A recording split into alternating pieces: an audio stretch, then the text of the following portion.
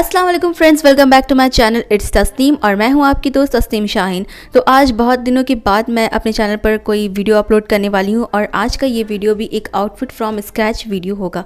तो मैं बहुत ज़्यादा बिज़ी थी क्योंकि मेरी बेस्ट फ्रेंड की शादी थी और आपको तो पता ही, अगर बेस्ट फ्रेंड की शादी होती है तो आपको नए कपड़े बनाने की तो ज़रूरत पड़ ही जाती है। जितने भी आपके पास कपड़े हो फिर भी आपको नए कपड़े चाहिए होते। तो मैं भी निकल पड़ी हूँ अभी शॉपिंग।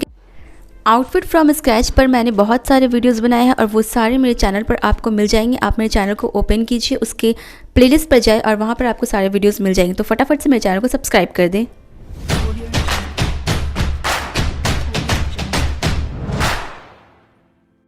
सुहागन वाला लाइन है ना।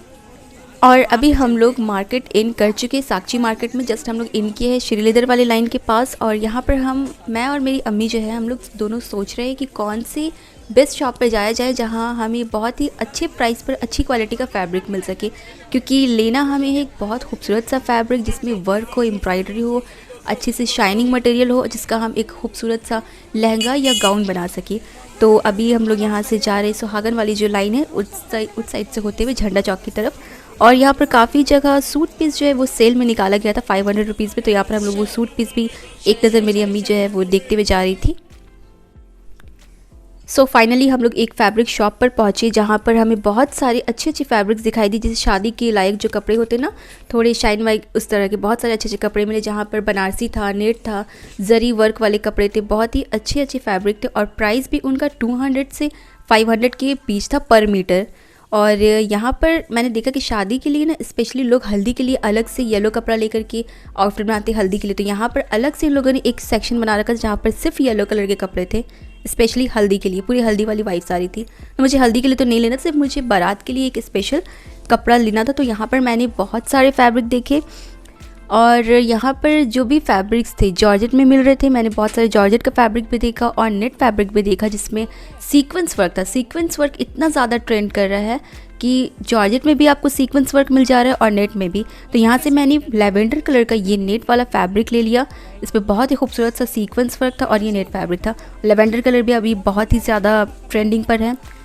तो इसके बाद यहाँ से फैब्रिक लेने के बाद मैं दूसरे शॉप पर गई जहाँ से मैंने इसका इनर लिया। इनर मैंने दुबई साटन लिया। दुबई साटन या दुबई सिल्क कहते हैं इस फैब्रिक को। ये बहुत ही हेवी होता है, इसका वज़न बहुत होता है इस फैब्रिक का, और बहुत ही शाइनिंग और बहुत ही खूबसूरत और कंफर्टेबल भी रहता है। फैब्रिक सेलेक्ट करने में और उसका मैचिंग इनर लेने में मुझे ऑलरेडी 2 दिन लग चुके थे, क्योंकि एक दिन तो मैं फैब्रिक लेकर के आ गई थी, फिर मुझे पूरे साक्षी में उसका इनर कहीं नहीं मिला। तो मैंने मानगो से उसका इनर लिया और अब बारी थी दुपट्टे की। तो दुपट्टा ढूंढने में मुझे बहुत दिन लग गए। 2 दिन तो मैं वैसे ही साक्षी और मानगो घूम करके थक गई, परेशान हो गई। मुझे दुपट्टा मैचिंग का मिल ही नहीं रहा था। जो भी मिल रहा था वो या तो बेबी पिंक पर चला जा रहा था या फिर डार्क शेड होकर कि वो लैवेंडर नहीं मिल रहा था मुझे, वो थोड़ा सा वेलेट में चला जा रहा था, ब्रिंजल कलर हो जा रहा। तो बहुत ज़्यादा डार्क हो जा रहा है या फिर बहुत ज़्यादा लाइट हो जा रहा। मेरे पास टाइम भी नहीं था कि मैं अभी उस दुपट्टे को कलर ले जा करके डाई करवाऊँ। तो फिर मैं बहुत परेशान हो गई, मैंने बहुत ढूंढा और फाइनली मैं गई साक्षी की मैचिंग पॉइंट पर जहाँ पर मुझे सेम लैवेंडर कलर का जॉर्जेट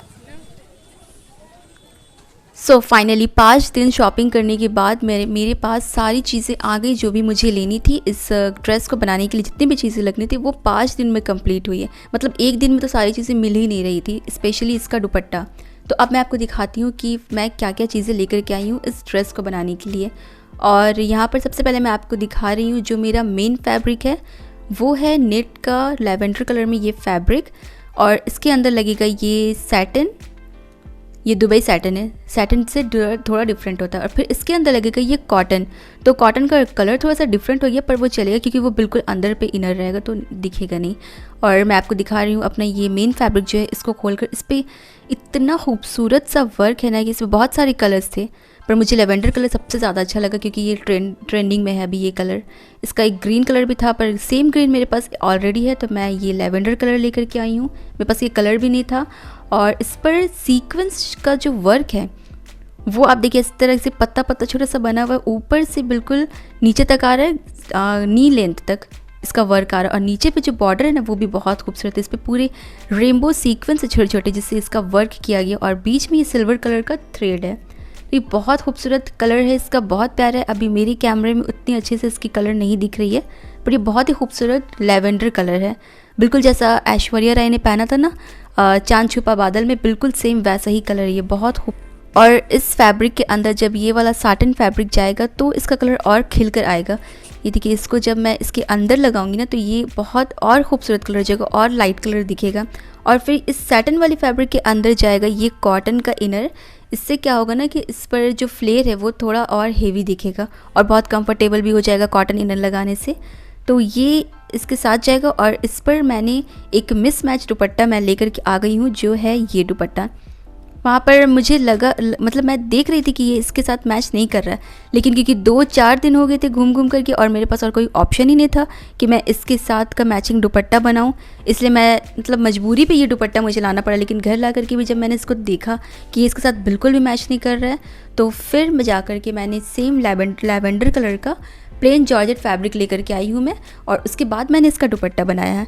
तो अब चलिए जल्दी से मैं शुरू करती हूँ इसकी कटिंग और स्टिचिंग, और फिर मैं आपको दिखाती हूँ कि कौन सा आउटफिट बनाया मैंने, कैसा बना और इसका फाइनल लुक कैसा आता है विथ दुपट्टा।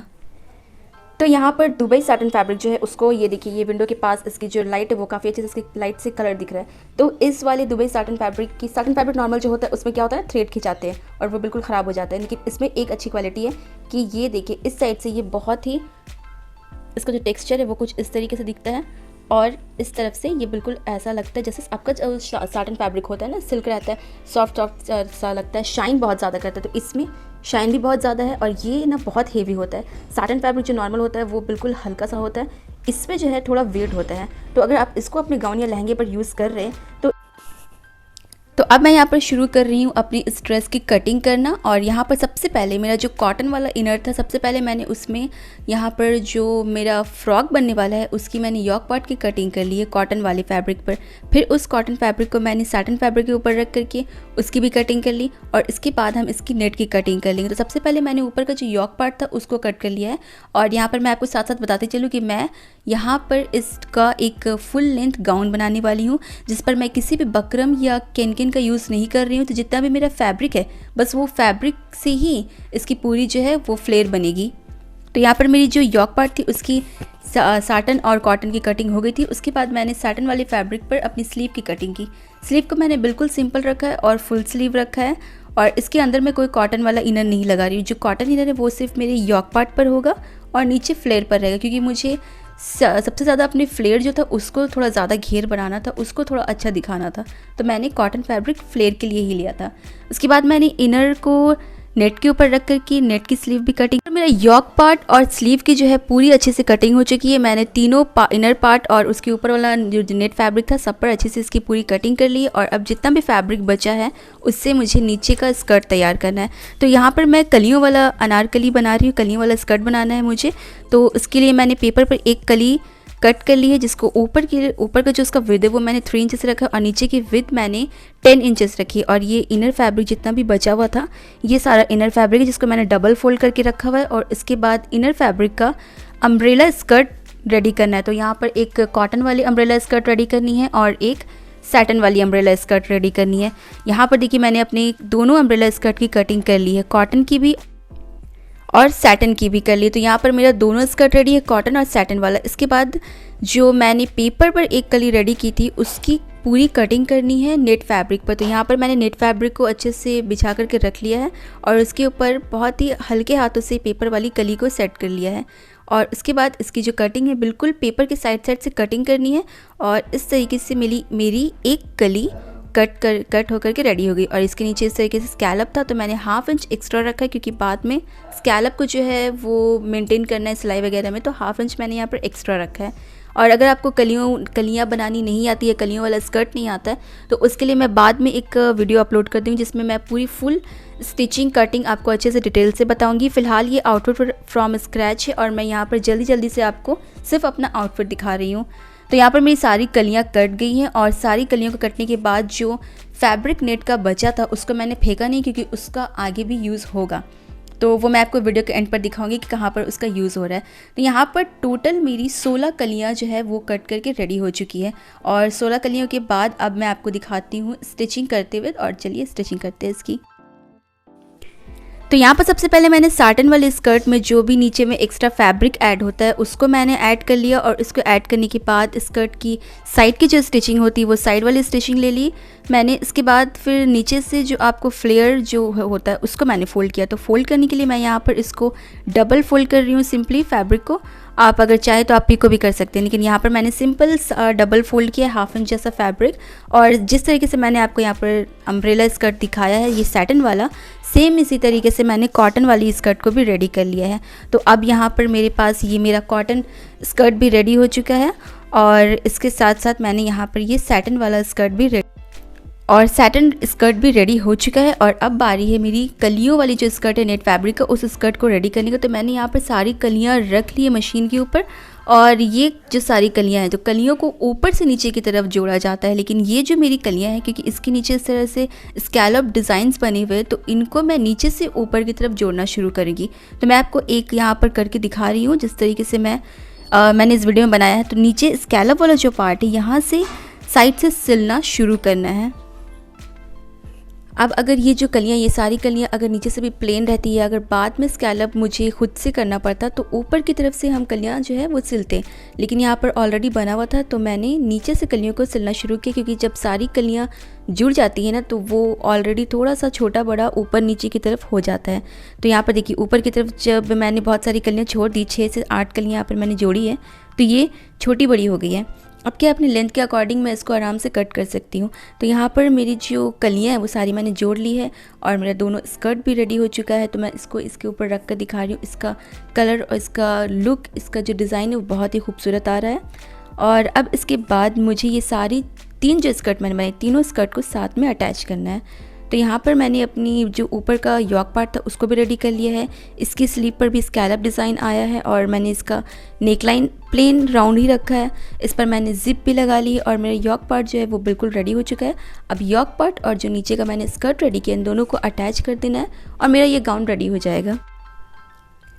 अब नीचे जो मैंने अपना नेट वाला स्कर्ट तैयार किया है उसके नीचे पे स्कैलप डिज़ाइन ऑलरेडी बना हुआ, और इस पर बहुत ही हल्का सा सीक्वेंस और हल्का फैब्रिक है, सीक्वेंस है। अगर वो मेरे पैरों के नीचे फंसा या कहीं भी फंसा तो वो पूरा ख़राब हो सकता है, पूरा नेट फैब्रिक जो है सब कुछ ख़राब हो जाएगा। तो इसलिए उसको सिक्योर करने के लिए मैंने यहाँ पर एक सैटिन फैब्रिक लिया, और साथ में मैंने ले लिया है कैनवस पेपर, और इन दोनों को मैं नीट फैब्रिक के अंदर लगा रही हूँ।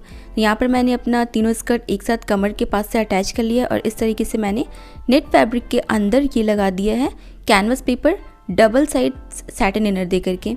तो यहाँ से आपका पेपर दिखने का भी चांस नहीं, और ये बहुत ही अच्छे से नीचे से सेफ हो चुका है।